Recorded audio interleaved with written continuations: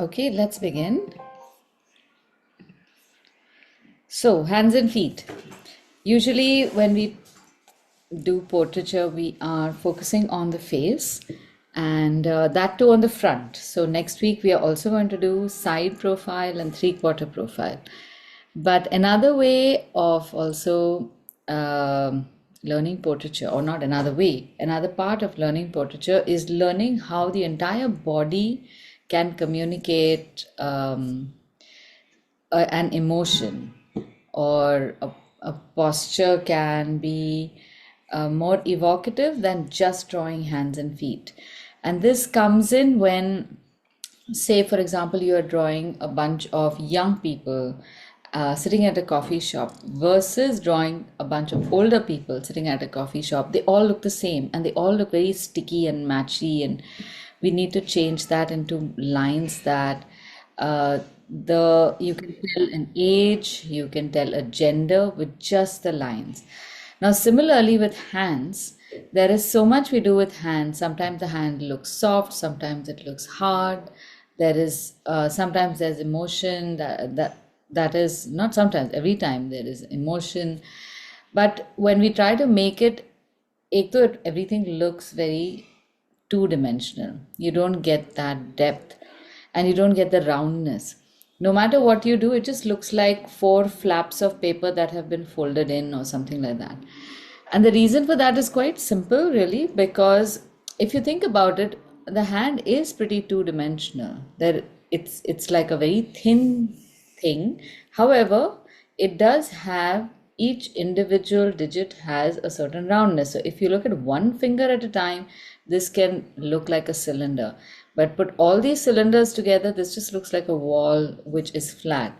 Then it bends and also it twists. So it's not as if it has only one movement. There are several other things that it does. Plus, each digit has its own movement. So in all of this, the overall shape of the hand can change. You can see it from the front, like you see. This is true even with the human body. When you see it from the front or the back, you see it flat. But the moment it turns to its side, everything changes.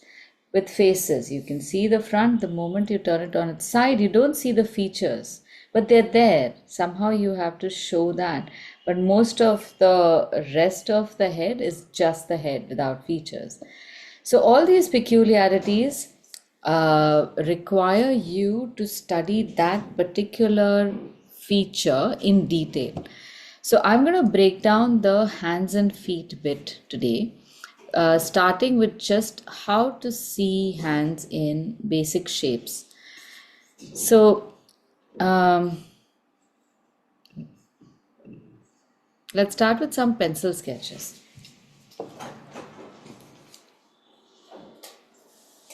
So first and foremost, let's start with drawing a, sorry, let me just move this towards me.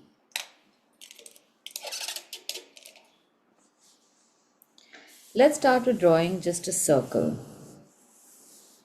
So this circle represents a circle in your palm, not the entire palm, because our palm can be rectangular. Somewhere over here, we have a circle like this. That will reveal itself. Now divide this in half, where horizontally, where one line sticks outward, and half vertically, so that from one side the vertical line also sticks outward. Okay, now from the base of the circle where you have joined the vertical line to the circle, if you draw lines literally very logically, somewhere on the left, somewhere on the right, and a shorter one on the right, this starts looking a little bit like a hand. So we are not being too precise about all the lines have to come to exactly this point. They can come somewhere in this region. The point just gives you a certain proportion to which you have to draw the line. So when you look at your fingers, they're not just parallel. They can remain parallel, but they also radiate, which means that all these lines come towards some central point over here. That is the point we are trying to show.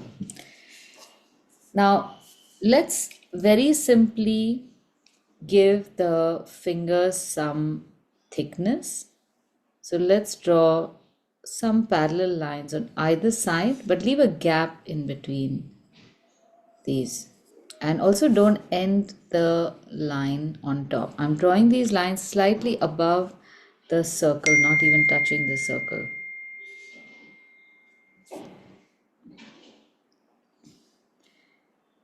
And now you can round this off. You can make them slightly squarish or roundish.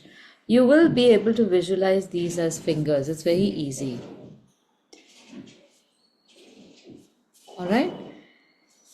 And now we draw the thumb. So we know how big the thumb is. It's not going to be as big as the finger. Oh, I forgot to tell you. So the middle finger, your line extends about the same height as the height of the circle outward. So this part, my finger is going to be about the same as where my circle ends. So that's somewhere over here. So if you've drawn it too tall, just make this slightly shorter. By the same measure, if you look at how tall the thumb is, it is about this tall, but on this side. So if this is our circle, our thumb comes out from here and it goes outward about so much. Now with the thumb, things change a little bit, because while we see all these fingers from the face, the thumb we see from the side. We rarely see the front of the thumb unless we turn our hand completely. So we see it at a 3/4 angle. So bring your hand down like this. Bring a parallel line from the little finger down like this, and here we are going to draw a curve and a curve like that. So we'll accommodate the thumb in this space and give it some joints, because those joints are very crucial, otherwise it just looks really odd.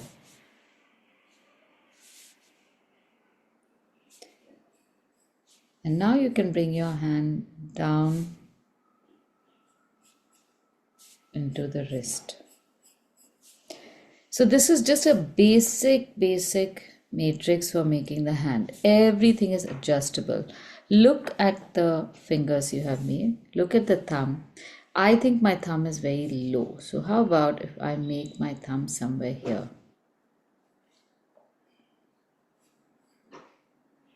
Or maybe longer.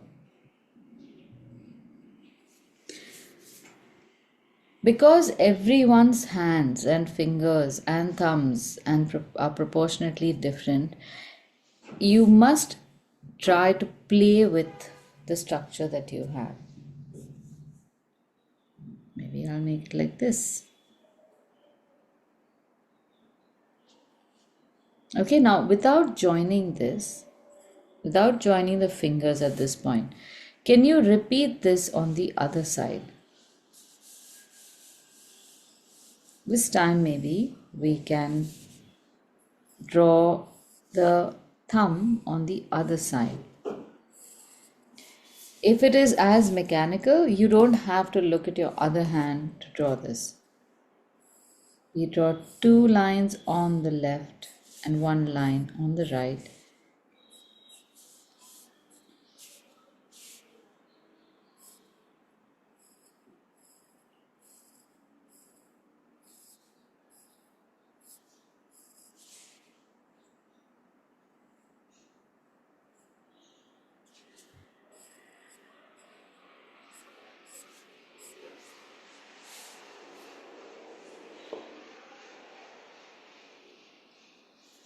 Okay, now here's the fun bit.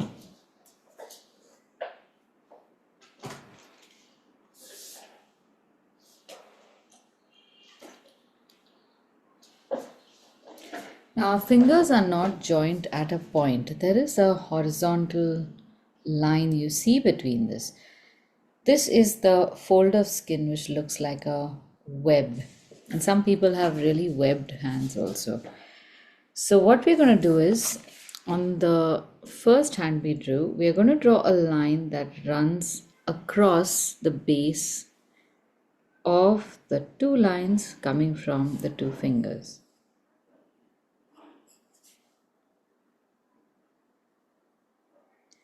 And on the new hand, we are going to draw this between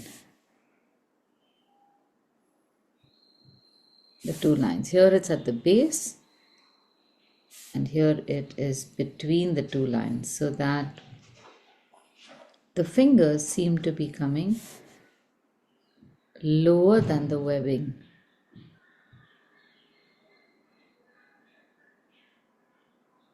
What difference does this make to the hands?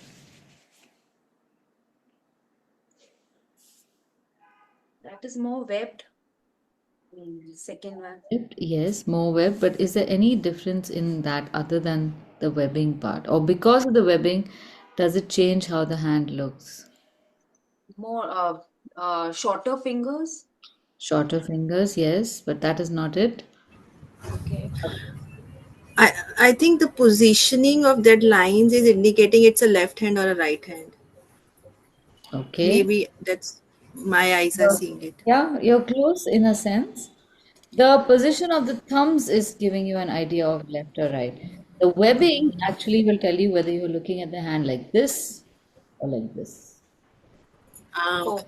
Oh, okay, okay, And okay, if you okay. line does come lower and you have webbing visible through the line of the fingers. So that it's such a minor thing, but you can make a hand look like it's your palm. So you can draw these lines over here, and on this side you can draw knuckles. So just a little line like that, and it becomes convincing.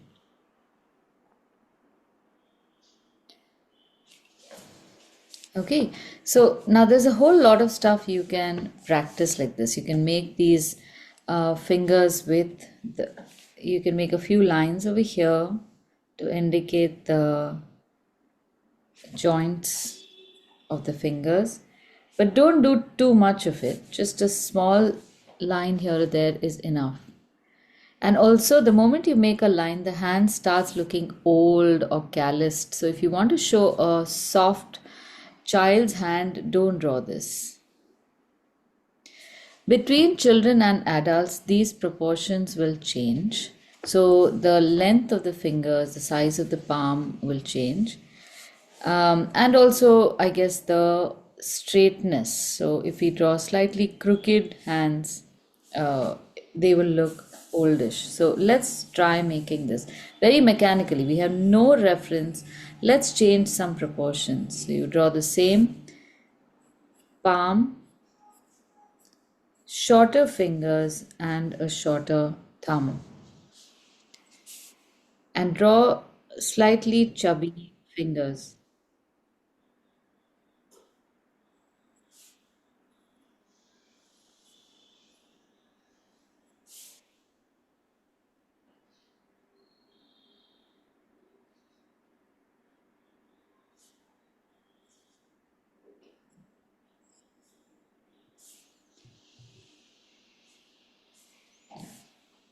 This immediately starts looking a little like a kid's hand. Maybe not this fat, but God knows some. I used to be such a fat kid. So it's very possible that. I mean, I love chubby babies. So it's bound to be that, like other things in kids, their fat is meant to protect them. So this looks like a well protected hand. Now, what if we change the proportions and make the fingers, although we will make the stems straight, but what if you change the line and make the fingers slightly bent in a few places. A lot of times, older people have fingers that have bent inward.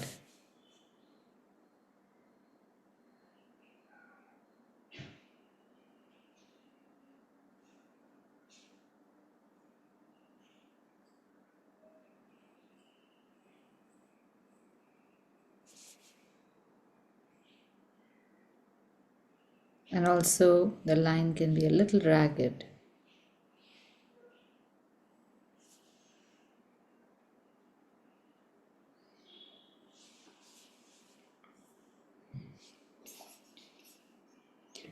And if you want to show this as the back of the hand, then we can really show some wrinkles like these.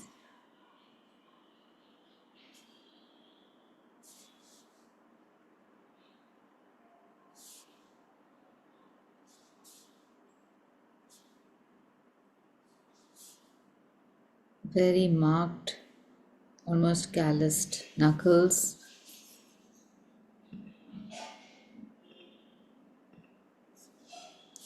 And also very visible veins.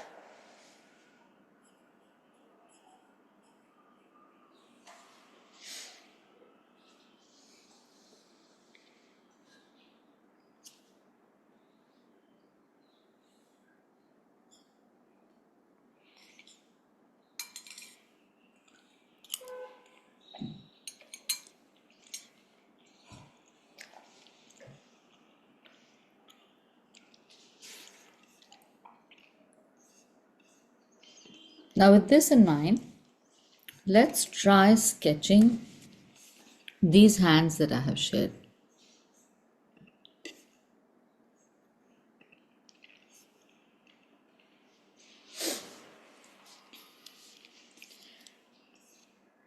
Now, these are bending, the fingers are folded. So, how do you show dimension? How do you show these wrinkles? It's all there in the um, fingers itself. So, I want you to just make a almost like a silhouette sketch of it, just a 3 to 5 minute exercise in which we are going to scribble draw this hand. Just choose any one hand and make that scribble. Let me just show this to you. So you can start off with making the line of the knuckles and see that you don't really lift your pencil much, because all the lines are like right there and they follow from one to the other. So draw a silhouette of the hand.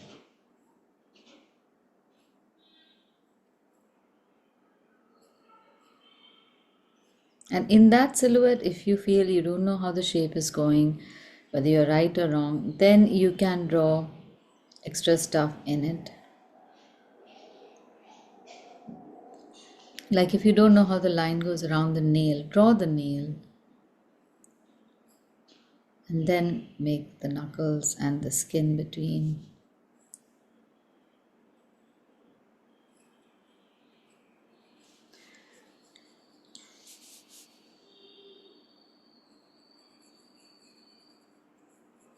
And then the scribble part comes in, where you are just going to scribble the shading. It's not very refined at this point, but you get a sense of solidity by scribbling a texture in it.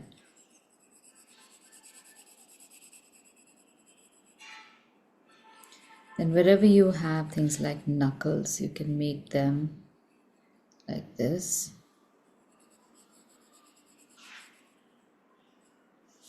And wherever you have darker shadows, you can increase the texture a little bit.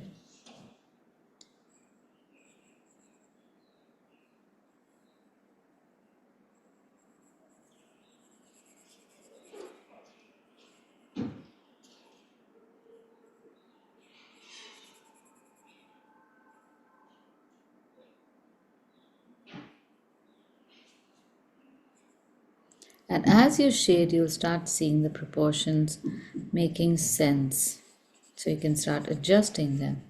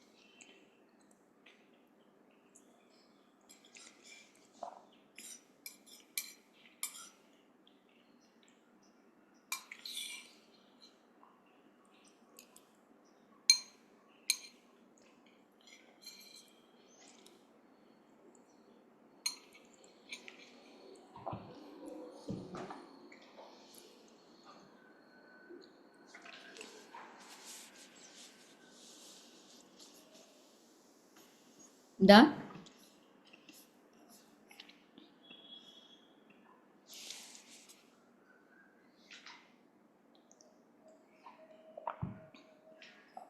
Now, to understand this, how this works, I'm going to show you another simple way of turning a 2D item like this into 3D.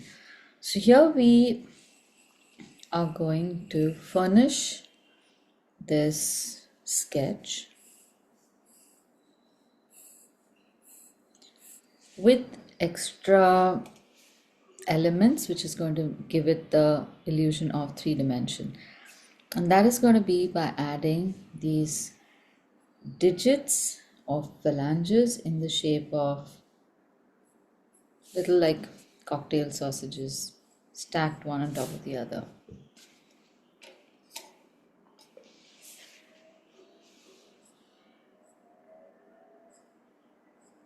So when we perceive the roundness of the finger, we can see it do different things.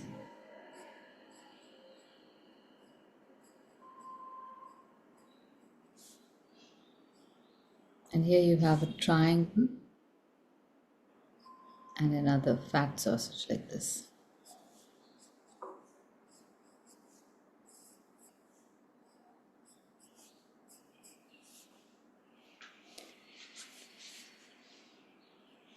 So when we are shading, we can see this more like a round object which has its own independent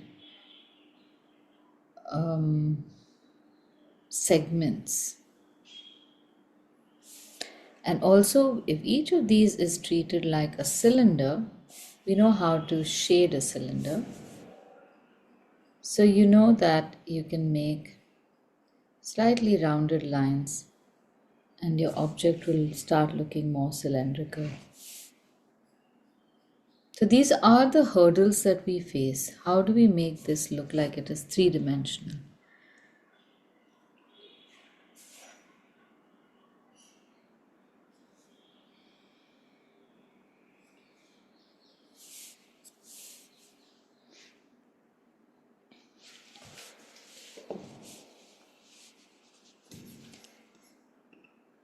Now let's look at some of the other hands.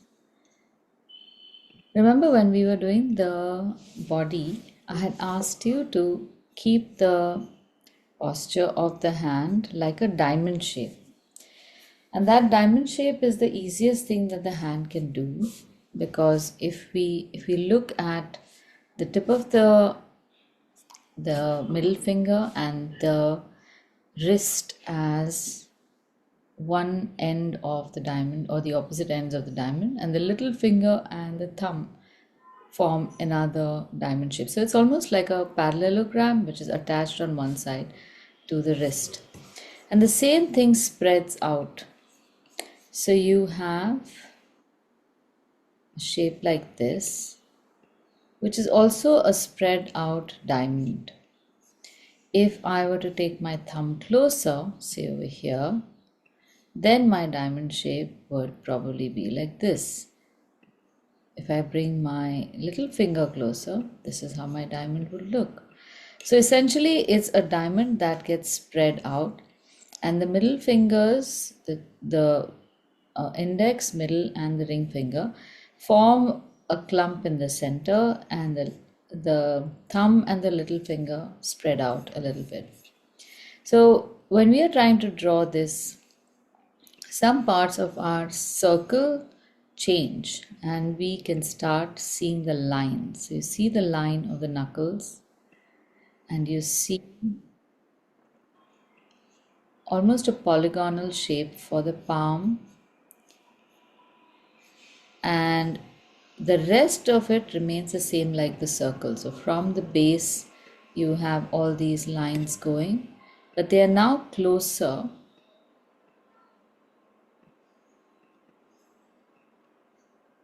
because there's an overlap.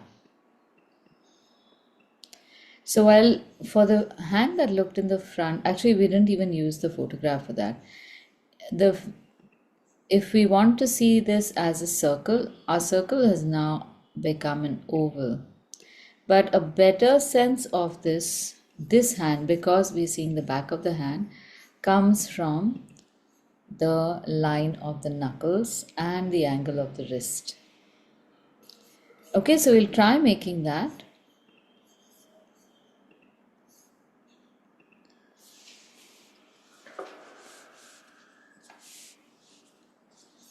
This is, I think, the second last picture.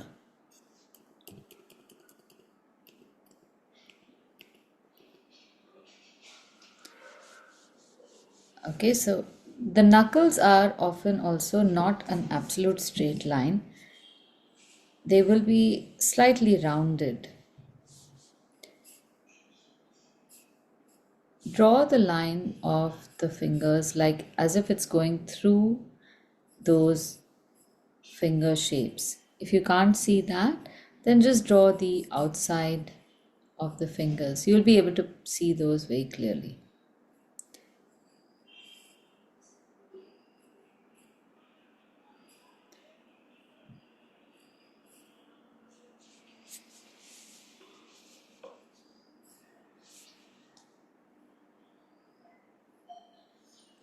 And notice how the middle finger is hidden by the knuckle of the index finger. See where the line comes. This is bringing the line of my knuckles lower. This is the line of the knuckles. And pay attention to where the edge of the finger goes with respect to the line of the knuckle. So the knuckle is, this is the shiny part of the knuckle, and this is the dark shadow behind it. It's like you can see how this looks. This is the knuckle. There is a shadow on one side, shadow on the other. And in the case of the finger that we are seeing, there is a highlight over here, and there seems to be a shadow right behind it, a very light shadow. So when we make this, you have to decide whether it is this shadow or this shadow. So if it's this shadow, then you have the line of the separation between the fingers coming behind this or left of it. Similarly over here, it comes on the right. But when we come to the ring finger, because the hand is tilted, the edge of the ring finger comes right above the knuckle. You can see them one above the other. And that is what will make the hand look like it is swinging to the side. So, as much as I've shown you a mechanical way of understanding how hands are constructed, it's not the only way hands are drawn. So, it helps to obviously always observe from a photograph how a particular hand is seen.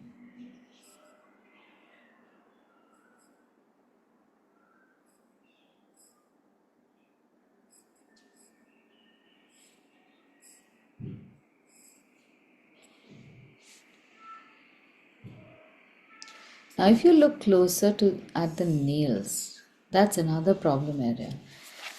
Our nails also tend to look really weird. My fingers have become so long, my god, they look very like horror movie fingers. Anyway, so this is how your nails will be drawn. You'll usually just see like a soft L shape and then a rounded edge beyond that, and then a bump on top. That is how your nails are seen. But we tend to make them flush to the finger, so they tend to look really big. It's rounded at the cuticle, slightly rounded as it goes, tapers towards the finger, but it doesn't go all the way to the end. It turns upward and inward and bumps right back up onto the finger. And then the finger goes into the knuckle. So it becomes a little, there's a bump there, and there's a bump for the knuckle at the middle of the finger, and then there's just a sheath of skin over it. So it can often be very narrow.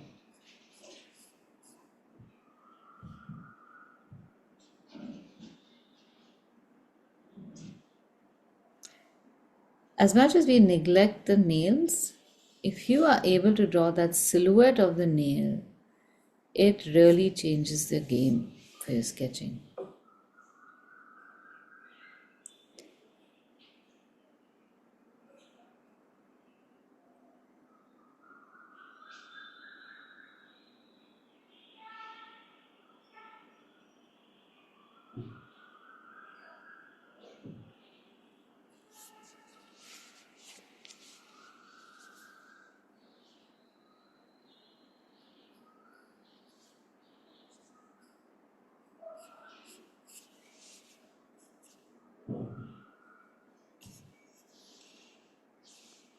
What do you mean by silhouette of the nail? See, like this. I've not drawn the nail, but can you see that there is a little bit of a bump and bend there? Oh, So uh, I'll just magnify this. I have but made, in the picture there is nail. there is a nail. I've chosen not to make the nail. Oh, okay, okay. So I've just made this little bump that stands for the nail, and then I have completed that shape like this and made the knuckle Oh, I see. back to the knuckle like that. Because you know there are some places where you don't have room to make the nail, but keeping that little bump versus if we just do this, Hmm. that Yeah, changes it quite dramatically. This is not bad at all, but this can really make a difference. yeah. So when you're trying to make illustrations where, like, I really like illustrations where part of your sketch is very detailed and the rest of it is just pencil lines. So it's like an unfinished illustration, but somewhere over here it'll be super hyper realistic. So it almost seems as if the sketch has come to life. For something like that, this is very transitory. You can start looking at only lines like this, then they become slightly sharper, and then by the time you come to one of the fingers, it is very, very well shaded, maybe even with a lot of stippling and things like that to show you the texture of the skin. So for effects like that, you don't want to give all the information, but that little extra information helps.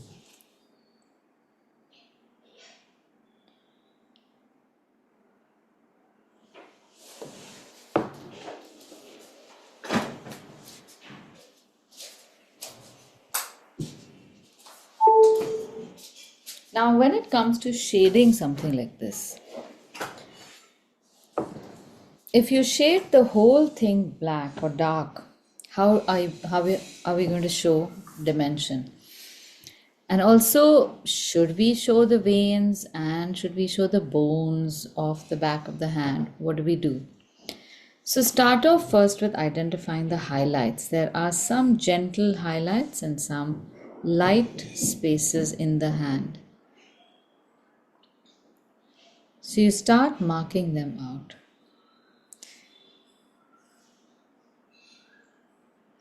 Even as you're marking, you'll start seeing that they are showing some kind of dimensioning.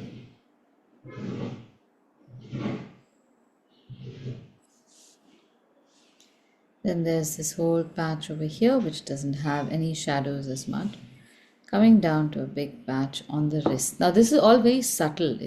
We still have to shade there, but not so dark. And you can sketch just with lines for now. This is how I would like you to do some studies on hands. Don't do very refined shading. Just block it. Just create medium, dark, light blocks.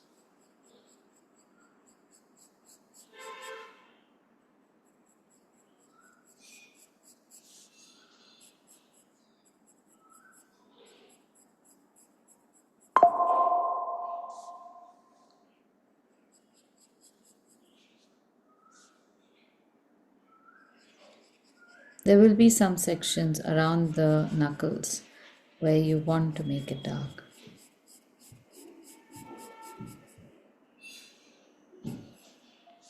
And then these areas where we put a highlight, there too you can make a shade, but keep it a lighter tone.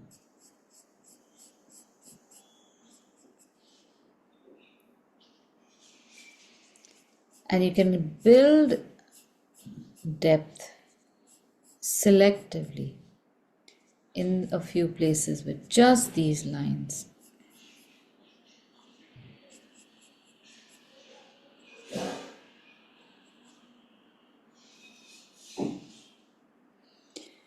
Now here where the fingers join, you can create depth over here. It's not a flat line. The shadow is slightly bumpy over the middle of the first flange, slightly dark over here towards the base of the fingers. So the lines come a little closer.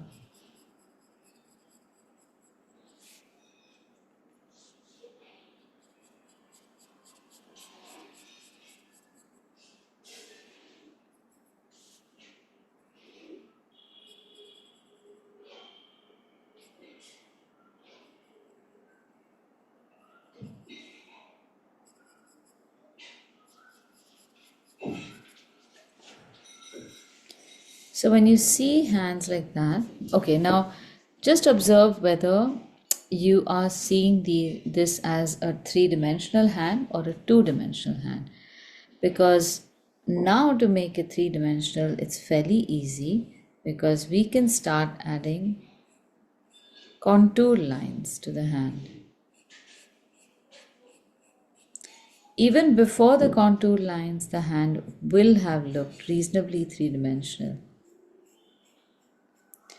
And a contour line is basically a line that gives you the sense of roundness, like running around a particular cylinder shape.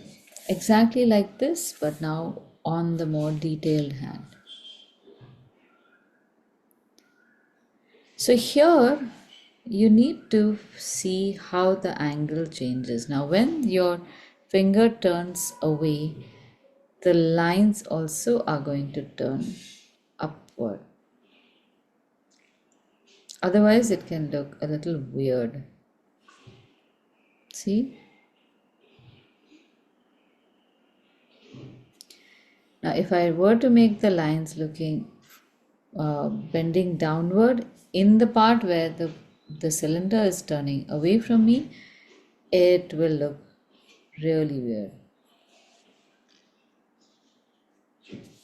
Here, look at how the cylinder is positioned. If it's at a side, all these lines can be parallel to the base or perpendicular to that presumed vertical line.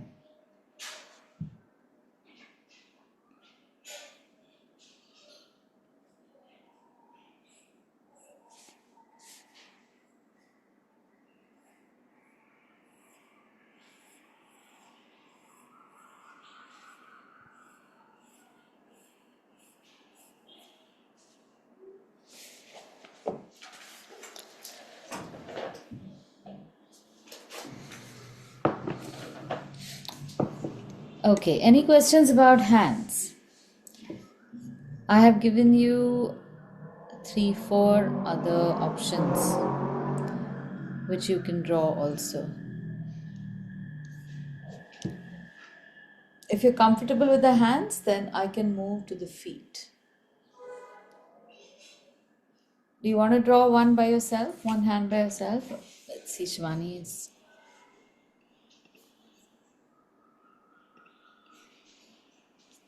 Okay. There I can suddenly see it. I Nice. like this. It, Yeah. yeah, it's looking really good. Wow. Oh, it's got that blur thing going on. Okay, wait, Yeah, I yeah. can see. What's happening? Video set. No, it shouldn't be But blurring, but I don't know. no, when it comes in front of your face or close to it, I can start seeing it. I like this one. This is Yeah, more. it's turned out really good. Very cool. It's darker on the paper. I don't know what's happening with my background. Because it's Yeah. not saying blurred, so I have no idea what's happening. Yeah. Um, Garima, your thumb is bending a little more than necessary, but it's good. The hand is good. Try drawing it bigger. Okay. Okay, let's see Zai's. Arey wow, very nice, Zai. That's Very excellent. nice. It's very nice. Thank you. Super. Great. So you guys can practice the hands in the rest of the space, and we will move on to feet. I'm just using the same paper, the back of the paper.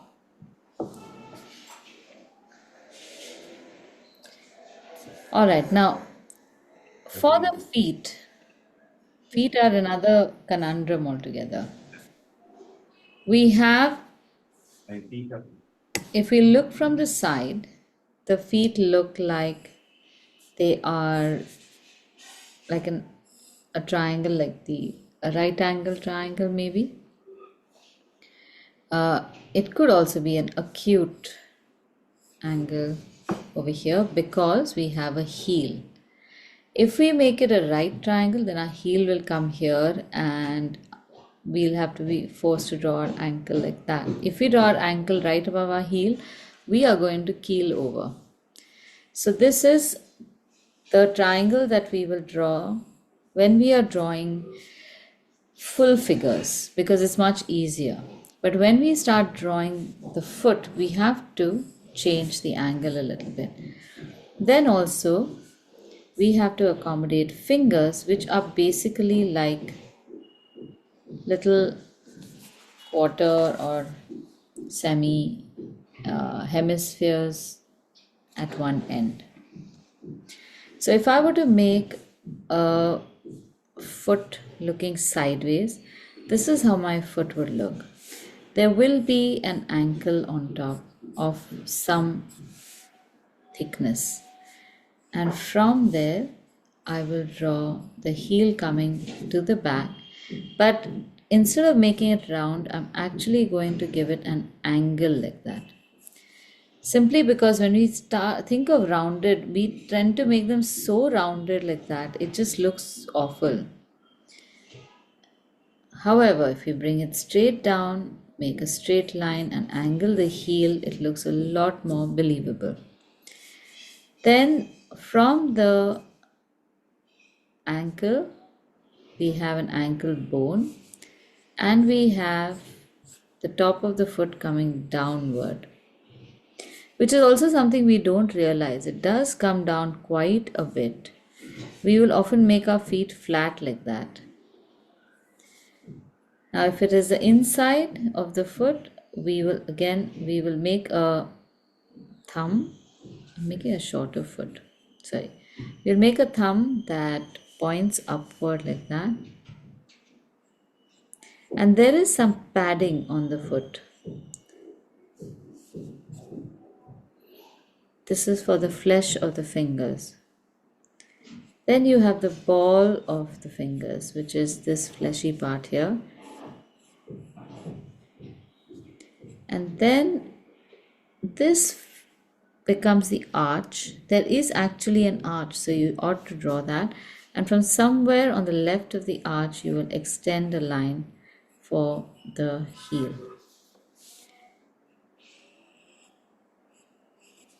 I'm sure there is some great Da Vincian proportion for how tall the triangle should be, how far it should go out, but I just get very tired trying to look for a resource that is telling you something that you have on your body and we see all the time. So if you can find a proportion that gives you 1:2, 1:1.5, or whatever, great. I will always go for that. But in the absence of that, just take a picture of your foot and see what kind of proportion you internally have. Now, having said that, we also have to draw figures with feet that are not necessarily at this angle. So we have to turn this angle on its side. When we do that, this horizontal line becomes an angular line, and everything else, like in perspective, becomes a little compressed. So this could have been our original triangle, which was the right triangle we made, and then we added some space arbitrarily to the back to change the angle to an acute angle triangle. Now we will make the block or the wedge for our foot like this, where the ankle is narrow and the feet become little wide. So this is the shape of our wedged foot. Now in this, the same things appear, except that our toes are usually in this form and they are not slanting, they are flat. So somewhere we have to create this flatness for our toes, which means that our triangle will come and stop here, and from here it becomes a different shape.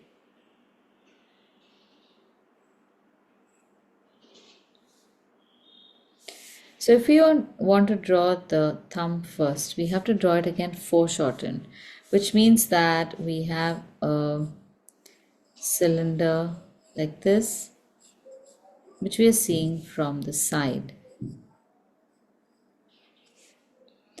And in this cylinder, we are cutting off the top, so we just have the bottom half of the cylinder like that.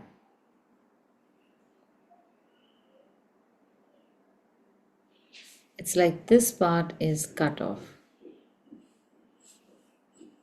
So what do we have? This part which goes like so, and then the straight edge. And because we have a nail here, this is how it will stick out. I'm not drawing the nail in this.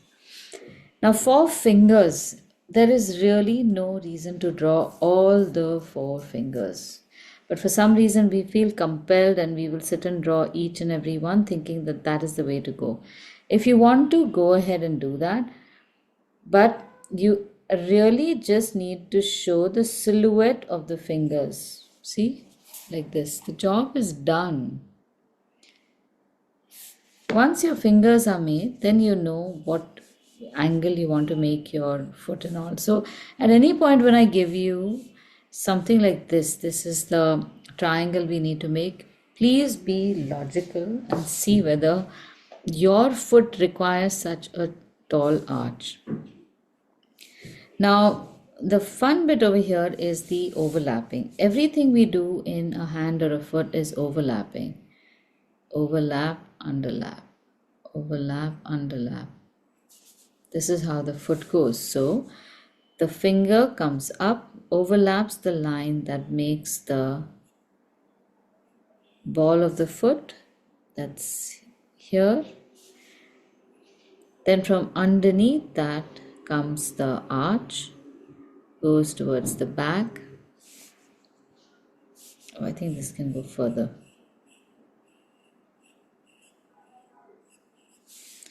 And from here comes the arch. But the arch, if I make it like that, it's going to look odd without making the ankle. With this, my foot is looking really odd going this high. So I'm going to convert it, bring it slightly lower,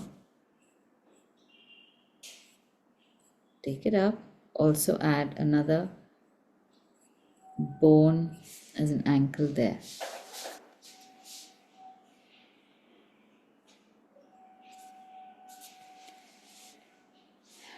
Something's off in this proportion. I think I should have just gone like that.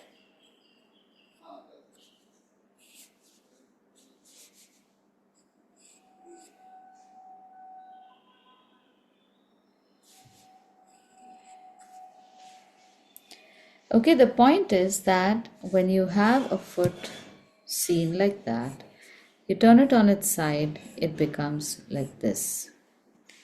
And then if you wanted to do some dance moves, it's pretty much the same thing. This is the ankle, this is your wedged foot. And to this, if you want the toes to be pressed down, this is how you will press them down. See? So you can do a lot of play with just this wedge and be done with it. Now, if you want to put shoes on this, shoes become a very interesting story as well.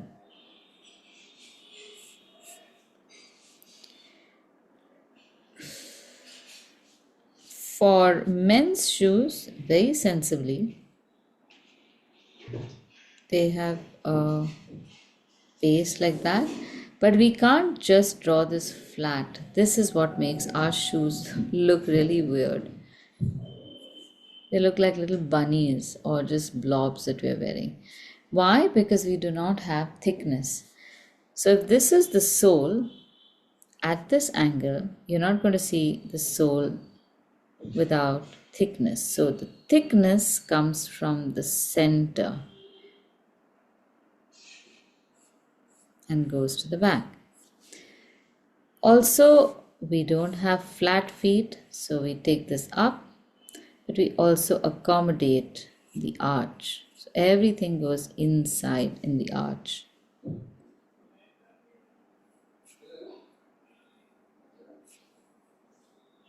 Now at this point, the sole will go underneath the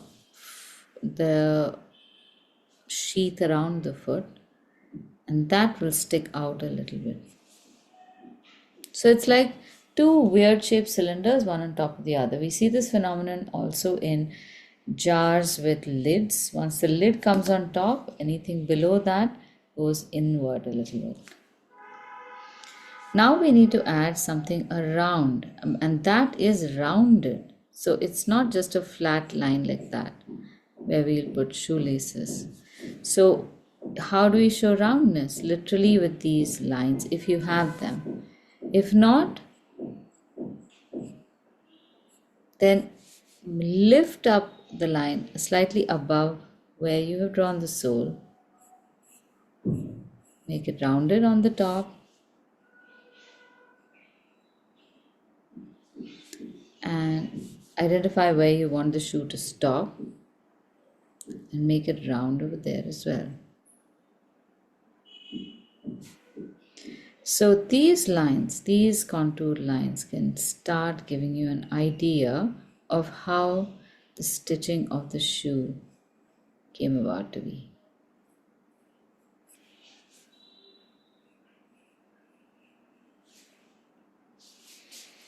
And you might also want to make this a little flatter.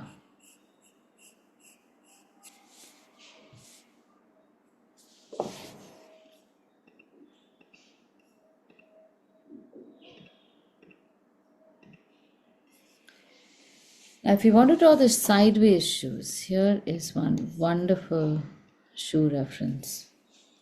It is a man's shoe but made for women.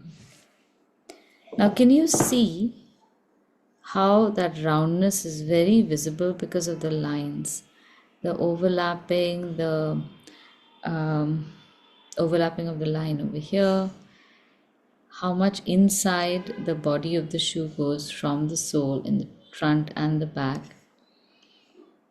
right? So if you are drawing this with just flat lines, if you just do this,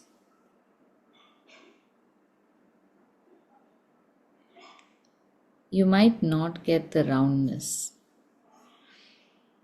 But the moment you make a line that comes from behind a particular line, it starts making more sense.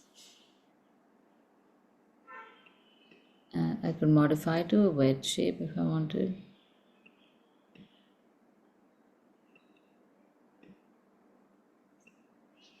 See? So here is where that 3D becomes relevant or apparent. Okay, shall we try this shoe?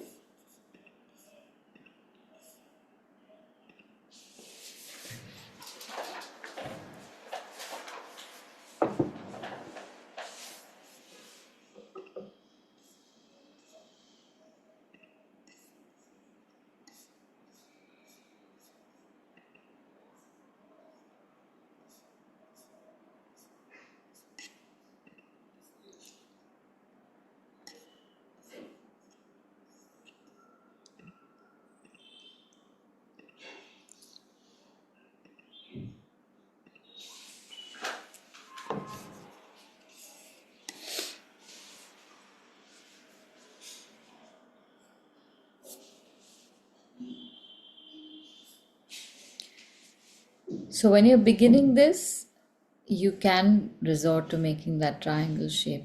See how our heel has come up here and then it goes down.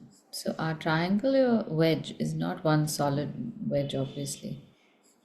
These are the fingers, this is the top of the foot, still a little triangle type, and then you have the ankle.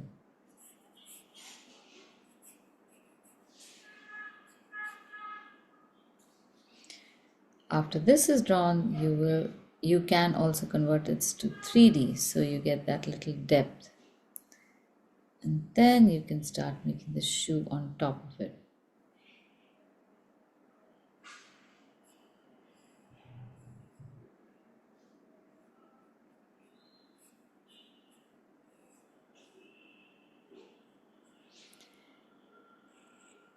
In the making of the leg or the wedge shape, we can start visualizing where that shoe is going and why.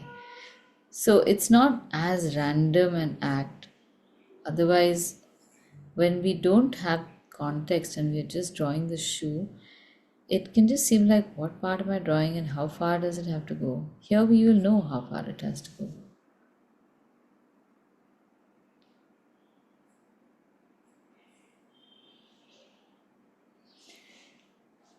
There are two flaps for the laces here. One flap is on the left of the shoe and the other one comes above the shoe. So do show that little bump on the other side.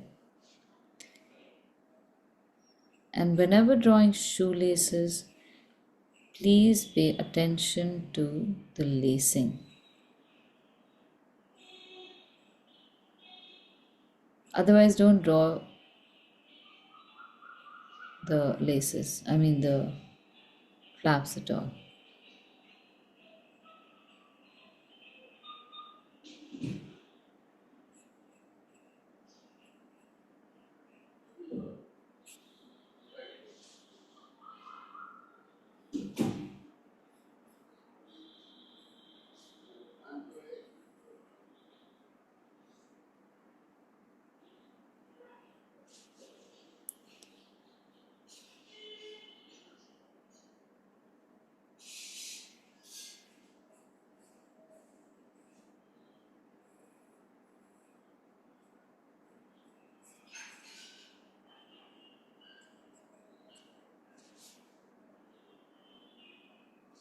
Now, when you're drawing the heel or the sole, you might be tempted to make this like a sharp corner, but round it a little bit. Those sharp corners look very odd on things like soles of shoes or sometimes even cooking equipment. It just does not work.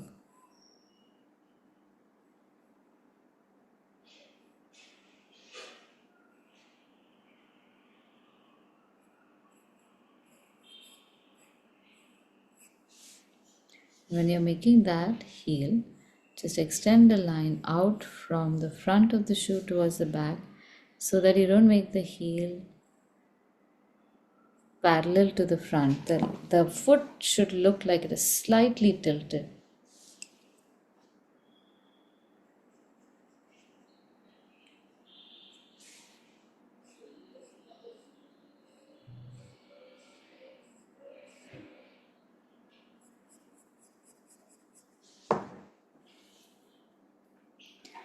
And for the shading, of course, shading will make all the difference. Shade the whole thing neutral first so that it looks like a nice tan shoe, and then just the top of the shoe a little darker.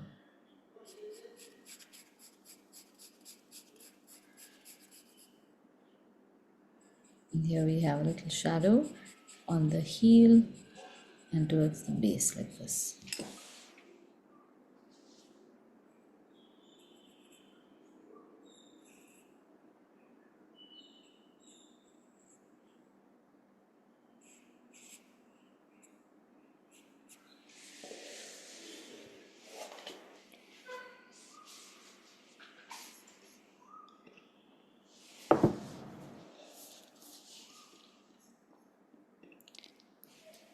Alright, do you want to try one more pair of feet, the ones in flip-flops?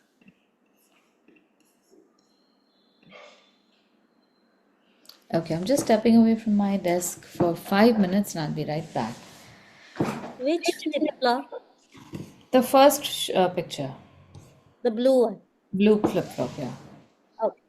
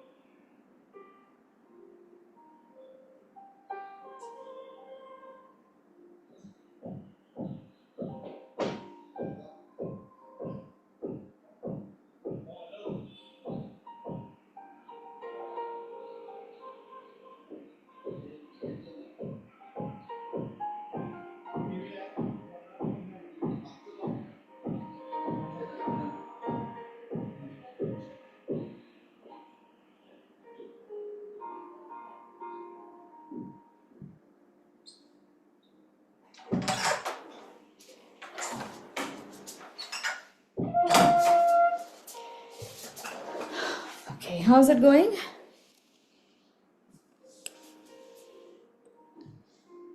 Did you guys have a problem with this foot, the back of the foot here? Even I did. Yes. The back of the foot is completely, it's not a foot. Can can you share it? I'll just tell you what is The happening. heel is terrible. I don't know what to Yeah. do with it. One second, let me just see. What is wrong with my camera? Just send a picture, Nashivani, so I can draw on top Let of me it do and I that. can show you that. Oh, it's terrible. My goodness. It's disfigured. Same here. Mine is also very disfigured. Yeah, just send it across. I'll I'll show tell you. you. It's a You minor can see. correction. It will change everything. Yeah, send it. I'll share. I can see Okay. what is going wrong. Okay. I'm stressing because of that heel only. I said, I don't know Yeah, why if you my. remove that, you'll get this part fast. But this is Huh, like a three-dimensional foot we are making now. huh. So oftentimes the heel goes wrong there.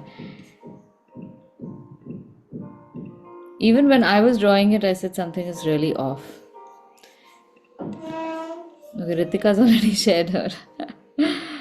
Yes. Yours has come out so well. You did it so quickly also. At least it looks Yeah. like similar to the picture. Yeah, I'll tell you what is happening here. So it is in place, but because of the angle of the leg in the foreground and what shape it makes over here, it is throwing the eye off a little bit. So you've got the front part fine. I think when you're making the heel, we have to, you've got this also, you made that fold there also. This needs to go above a little bit like that, and it comes somewhere. I mean, the lines are right there, but now when you make the shoe, sorry, so the sole, and you make it go around, this will probably give it the form. The other thing also is that maybe your toes need to be inside a little bit. That line of the toes needs to be inside, which will shorten this. And this also should be rounding outward. The the top of the foot. Mm, mm. Yeah, okay. I see what you See mean. if that makes a difference. Mm. Okay, I'll share the So, others also. I'll send this across and then I'll see the others. Yeah, Garima, I can see your problem. Right, so you're mostly there. Um, if your slipper is this far away, then your heel also has to go that far. So here is where the ankle comes, and this is where your heel will come.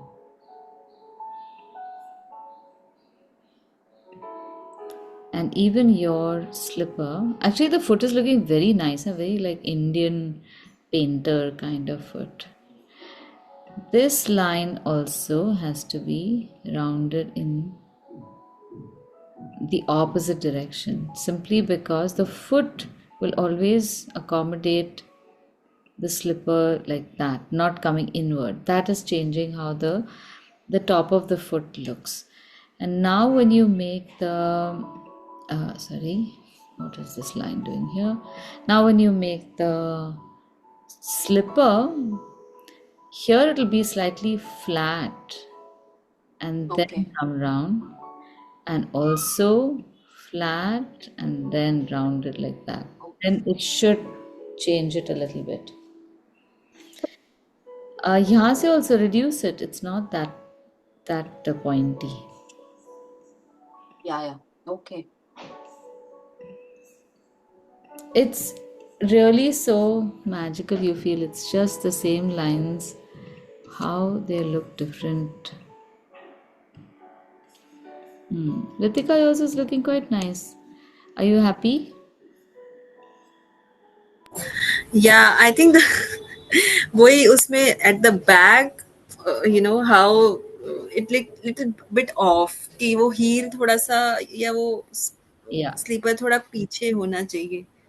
correct. This is ऐसे होना चाहिए, I think. Yeah, This might be. yeah, और यहाँ same yes. thing. Everybody's done the same thing. यहाँ भी whatever dark shape you're making ना, वो थोड़ा ऐसे be better.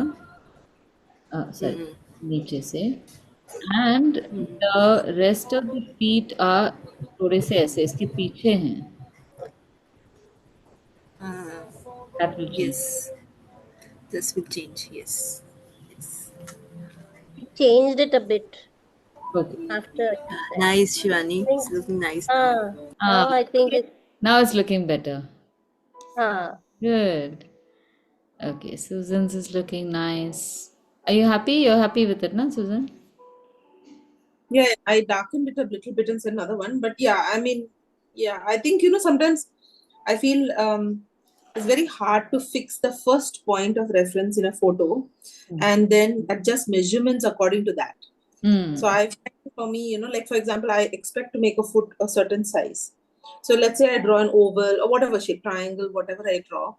But once I start putting the detail of a strap, of a toe, and all that, that proportion goes a little bit off because I'm not able to get the right spot. So then what happens, let's say from the strap to the heel, I expect a certain distance, but my overall shape did not have it. Like it's at half mark and not 2/3 and 1/3. That throws me off, and then what happens is my original shape changes. I mean, original size changes. Yeah, so I'll tell you what that if you're doing this in a painting where everything else has also been made, then that becomes a big problem because you Yes. anticipated and planned for only that much space for the hand or foot. But if when you are sketching this, if it is happening, you will obviously the first shapes are just indicative. They are there to give you a guidance, but they may change a little bit.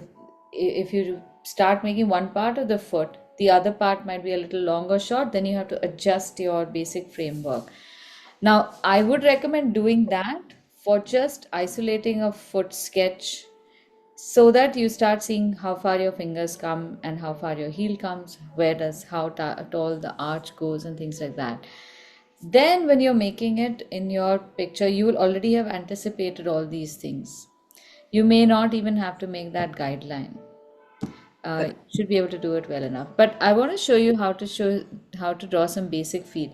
The problem escalates to another level when we have heels involved, because everyone's heels, I don't know what we as women have worn heels, but the heels that we make on the shoes of our women are just so impractical, and then I don't know what happens to the front of the foot. So I'm going to show you one set, just at least one foot wearing heels.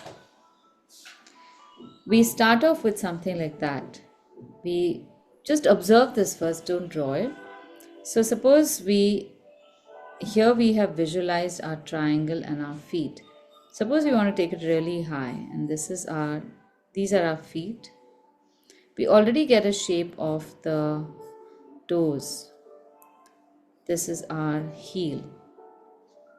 So when I've seen when women are drawing heels, they'll actually draw something like this. And I mean, I'm exaggerating. This is more like a Madeline illustration, but there's no heel only. So I don't know where the heel goes. You need the heel for heels. So once you make this, you can make the shape of the shoe, and these are the toes. So your shoe actually goes forward to balance out the weight of the toes and the body. Now it can't come and stick here, so it has to go a little beyond the shape of the foot, and then it can come up and hug the heel. So if you don't draw the heel, it'll just come up and straight like that. That's where we go wrong. So it has to come up. And these are really, really tall heels. Now this is pretty flat. So round this edge. Don't make it flat like that. Round it. And round this also, almost like a compound curve. So your shoe starts looking more like a wearable shoe. All shoes have a sole. So you draw a thin line around that, which again goes around the base of the body of the shoe, and then you're free to make any kind of heel that you want to. If you make something like a wedge, this can even go further, I think. This is not even enough. Yeah, this would be good. If you make something like a fat heel, this is the side profile. Round this off also. It's really impossible to make a straight foot work. And try to add a little dimension. This is not a two-dimensional thing, so we'll add a little thickness from one side, so then it starts becoming believable. Now if you want to draw a foot in this, that arch will really come out like this now because it's such a tall shoe, and then it'll go straight, and from here it'll go inside and then out like this. Okay, so there are lots of curves involved here. And we often make our shoe something like this.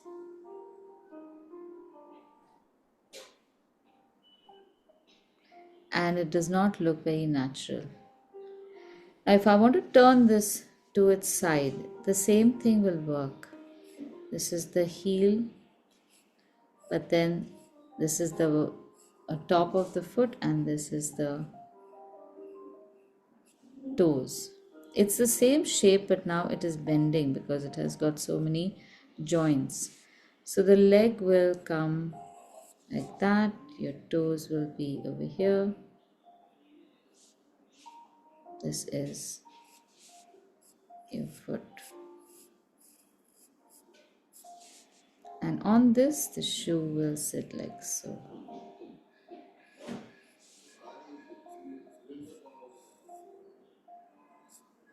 This will go inside. You will not see so much of the side of the shoe or the heel.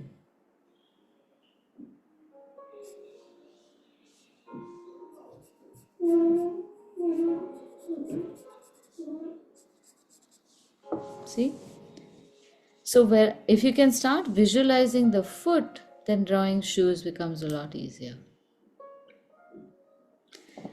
And so I feel this heels of ours are like just as bad as binding the feet, no? Yes, definitely. I mean, we look at binding the feet like as if, my goodness, why did they do that? But why do we do this? I don't know. Yeah, one second. I'm just gonna be right Wearing back. heels? Sorry? Wearing heels, you mean? Yeah. I'm I'm talking gonna about be right back. unnatural. Why Yeah. people wear heels? Yeah, why do we wear such ridiculous heels? I can understand a little bit. The shape of the foot changes so much, and all sorts of structural deformities happen in the foot, you know? Yeah, but it's for fashion. Na? Yeah, Young that's what I'm girls saying. wear it. Now I can't wear, weird heels. I have to Yeah, wear normal one. Yeah, not too high, no? In the name not of too fashion, high. anything will go. The Yeah. Yeah. minute you make it like, oh, this is the fashion. If you wear But that's heels, but that's how it is, na? yeah, but Logic is People are more concerned about the fashion than comfort. that's what I'm correct. saying. So that is not much different from the Japanese style of, tying, binding the foot. Yeah, Yeah, correct. Yeah. they did it young and they wanted that fashion The to, small, dainty feet. yeah, Correct. but it was such a preposterous thing. I mean, like, it's like, what are you doing to your own body Yeah, in but the it's name in of, the name of beauty and fashion, and Yeah. There's so this much people people have do. It's amazing, logic to it. actually. really? Yeah.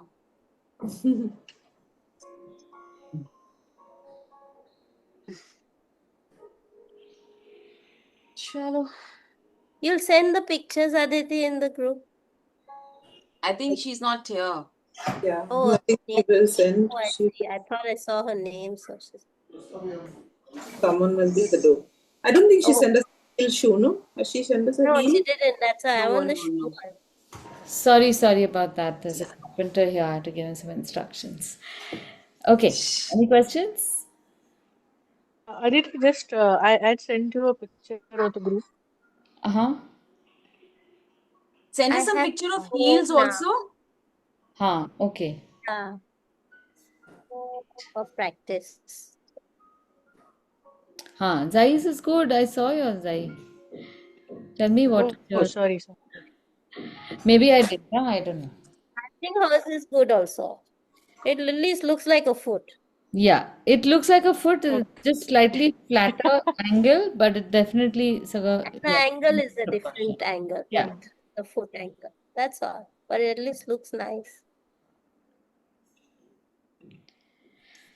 So there's one picture in this. Of course, now there are like several things that you can do with feet. How do you show feet that are pointing towards you? How do you show that a leg that is going to the back? We have one of those images, Yeah, the and back one, yeah. it's really bizarre to try to draw this. It looks like anything but a foot. So if you don't have context, it it just looks like a stump or a bone. So in this, I just want to show you this. You can draw it at a later stage. Notice only the lines like these. Like you have a line that is distinctly going from here. It's flat. Arre, it's flat, but it goes all the way up till this point, right? And then there is a line like this, then a line like that, then it comes here, and even though you don't see it, there is a fold and another fold from the other side also. Notice how the ankle bone is not at the same height on both sides of your leg. Then here also there's a fold, then there's a foot, toe, and then there's another fold for the side of the leg. So if you don't draw all these folds and you just draw a silhouette, this just looks like somebody's very badly bruised nose. You don't want to do that. So try and draw that, and then also draw something like this and shade it a little bit. Like nose. Now you can't stop seeing the nose. Let's see. Yeah, but this is so surrealistic, and it helps if you see the nose. It's not wrong because this is exactly how Salvador Dali made his paintings. He would take any body part and convert it to anything else depending upon the angle that he drew it as. Okay, so I have a sketch made of this. Unfortunately, I can't show it to you right now. If you feel that you have some trouble with this, next Saturday I will draw this first before we do the faces looking sideways and a 3/4. But in the meantime, just try these, and you can literally look for any feet, draw your own feet, draw feet of people in the house, and that should be good enough practice. Okay.